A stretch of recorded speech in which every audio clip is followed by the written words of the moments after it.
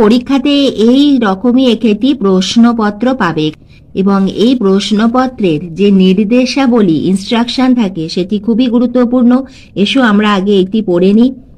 প্রশ্ন নম্বর 1, 2, 3, 4 এর উত্তরগুলি প্রশ্ন সংখ্যা লিখে ক্রমানুযায়ী উত্তরপত্রের প্রথম দিকে লিখতে হবে। অর্থাৎ তুমি আগে 1-এর অঙ্ক করলে, তারপরে তুমি 5-এর অঙ্ক করলে, তারপরে তুমি 6-এর দাগের অঙ্ক করলে, তারপরে তুমি 2-এর দাগের অঙ্ক করলে না, এইভাবে চলবে না।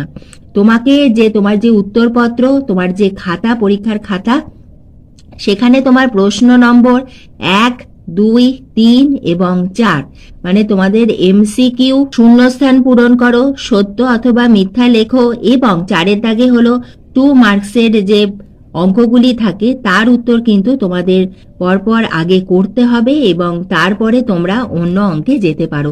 তোমাদের 4-এর দাগ হয়ে গেলে তারপরে তোমরা উপপাদ্য করতে পারো, সম্পাদ্য করতে পারো, পরিমিতি করতে পারো, কোনো অসুবিধে নেই। এর জন্য প্রয়োজন বোধে গণনা ও চিত্র অঙ্কন উত্তরপত্রের ডান দিকে মার্জিন টেনে করতে হবে। তোমার যে খাতা হবে তার ডান দিকে এরকম মার্জিন টানবে এবং সেখানে ওপরে রাফ বলে লিখে সেখানে তুমি তোমার গণনা যে ক্যালকুলেশন সেগুলো করবে। কোনো প্রকার সারণী বা গণক যন্ত্র ব্যবহার করা যাবে না, অর্থাৎ কোনো ক্যালকুলেটর ব্যবহার করতে পারবে না।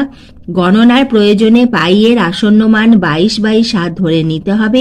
পাটিগণিতের অঙ্ক বীজগাণিতিক পদ্ধতিতে করা যেতে পারে, অর্থাৎ পাটিগণিতের অঙ্কগুলি তোমরা XY এইভাবে ধরেও করতে পারো।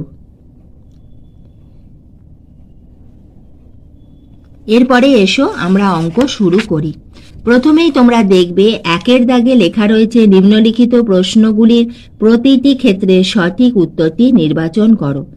তোমার কাছে উত্তরপত্র, তোমার খাতা রয়েছে, খাতার প্রথমে তুমি যেমন তোমার নাম, roll number, registration number, subject সবকিছু লিখলে। এবার তোমার খাতাতে তুমি মার্জিনটা এইভাবে করবে। তোমরা নিচের দিকেও মার্জিন করতে পারো, কোনো অসুবিধে নেই। আমি প্রথমে তোমাদের এই যে মার্জিন হবে তার দেখতেই পাচ্ছ, এইটি হচ্ছে আমার দাগ নম্বরের জন্য মার্জিন এবং তোমার যে খাতা আছে তার যে অর্ধেকটা হচ্ছে তার থেকে একটু কম করে এই দিকে একটু একটা লাইন টেনে নেবে এবং এইখানে তোমরা লিখবে সমাধান বা ক্যালকুলেশনও লিখতে পারো। এবার তোমার প্রশ্নপত্রে দেখো রয়েছে 1-এর অঙ্কটা আমরা করব, কারণ আমাদের 1, 2, 3, 4 পরপর করতে হবে। আমি সেজন্য প্রথমে এখানে লিখব 1-1 এবং আরেকটি কথা, তোমরা যদি প্রতিটি দাগ নম্বর লেখার